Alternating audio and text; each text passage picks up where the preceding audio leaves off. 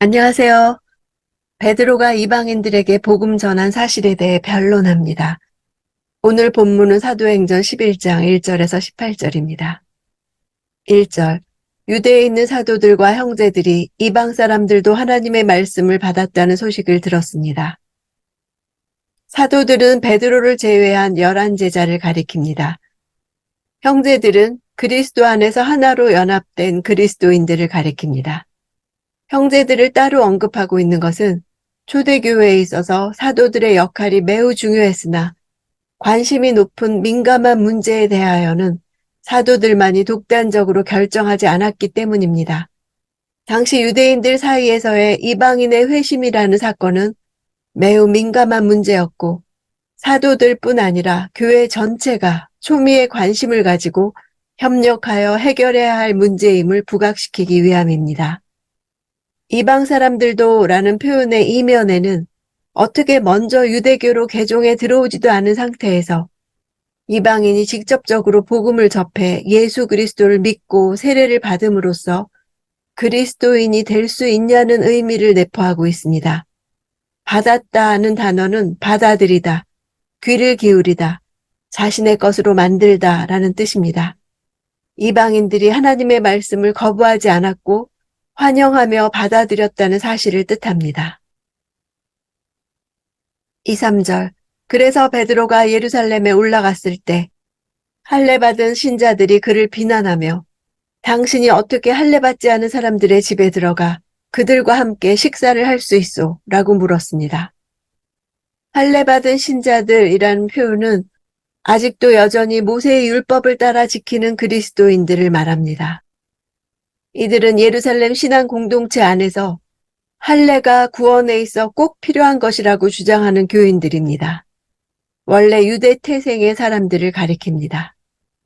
할례받은 신자들 할 때 할례라는 단어와 할례받지 않은 사람들 할 때 할례라는 단어는 다른 단어입니다. 앞에 할례는 주의를 잘라낸다 하는 뜻으로 보통 할례받은 유대인들을 가리킬 때 쓰는 단어입니다. 반면에 무할례자들에게 쓰이는 할례라는 단어는 의학 용어입니다. 호피를 가지고 있는 이란 뜻으로 이방인이라는 단어 대신 쓰는 표현입니다. 이방인들을 경멸하는 뜻을 가지고 있습니다. 비난하다 하는 단어는 구별하다, 분리하다 이런 뜻입니다. 이의의 제기가 아니라 적대감을 가지고 정죄의 의도로 반대하고 다투고 논쟁하는 것을 말합니다. 할례자들이 베드로에 비해 자신들이 의롭다는 생각으로 베드로와 분명한 선을 긋고 베드로를 곤경에 몰아붙이고자 비난조의 감정과 말투로 공격했음을 알 수 있습니다. 그들은 이방인들에게 말씀을 전파했다는 사실보다는 무할례자인 이방인의 집에 들어가 함께 음식을 먹었다는 사실을 문제 삼고 있었습니다. 그들은 베드로가 이방인들을 교회로 데리고 들어오지는 않을까 하는 두려움을 갖게 되었을 것입니다. 그러나 이들이 문제 삼고 있는 베드로의 행동은 구약 성경에 명시된 율법에 저촉되는 것이 아니라 랍비들의 유전에 저촉되는 것이었습니다. 이방인들에 대한 이러한 태도는 동족 할례자 중에서도 죄인과 세리들에 대한 태도로까지 이어졌습니다. 바리새인들은 예수께서 세리와 죄인들을 영접해 함께 음식 먹는 것을 맹렬히 비난한 적이 있었던 것입니다. 4절. 베드로가 입을 열어 그 일의 자초지종을 차근차근 설명하기 시작했습니다. 자초지종을 설명했다는 것은 처음부터 끝까지 그 되어진 일의 전 과정을 설명하는 것입니다. 베드로는 그 전에 자신이 그랬던 것처럼 그들도 역시 이방인에 대한 인식의 문제에 봉착되어 있음을 알았습니다. 이것은 자신과 같이 그들에게도 이방인에 대한 인식의 변화가 일어나기를 바라는 마음에서 오직 하나님이 하신 일임을 드러내려는 것이었습니다.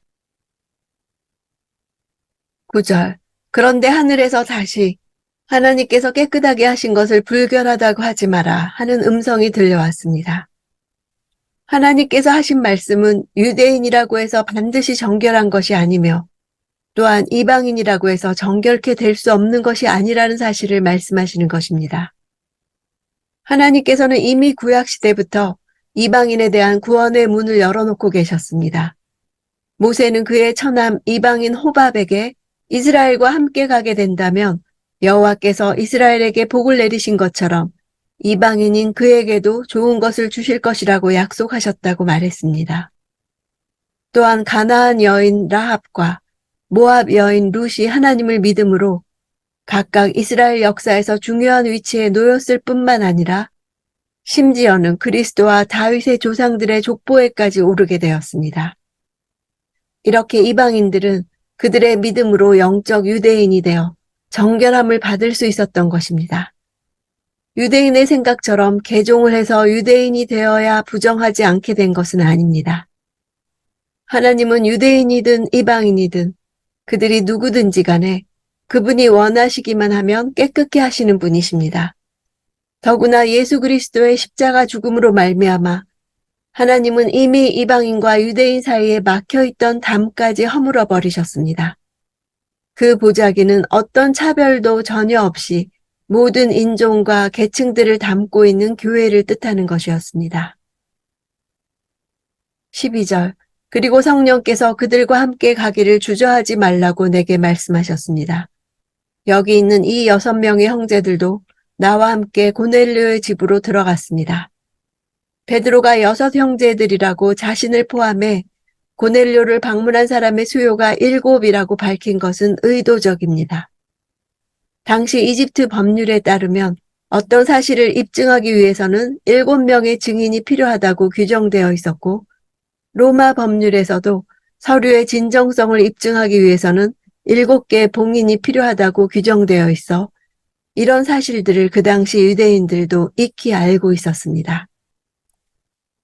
15절 내가 말을 시작하자 성령이 처음 우리에게 내려오신 것처럼 그들에게도 내려오셨습니다.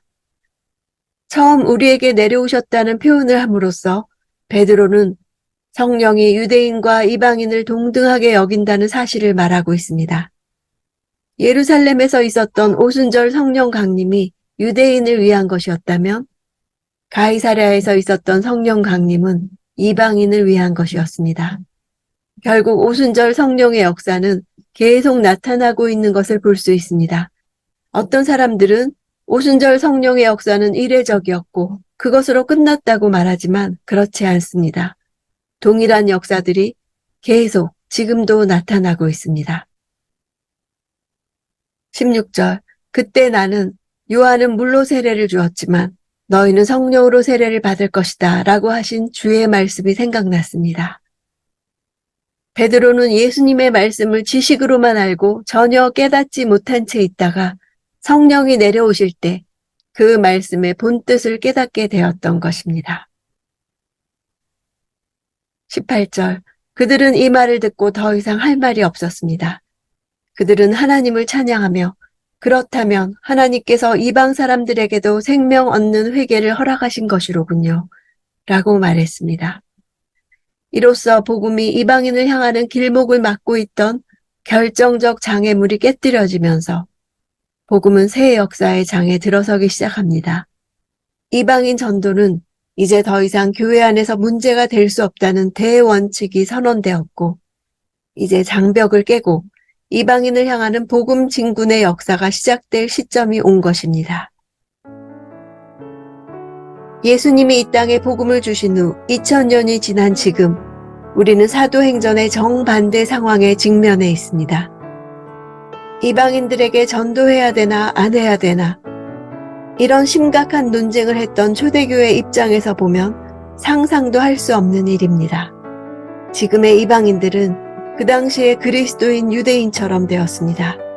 전혀 예수를 믿을 수 없으리라고 생각했던 그 이방인들이 지금은 전 세계 인구의 반이 예수님에 대한 소식을 들었습니다.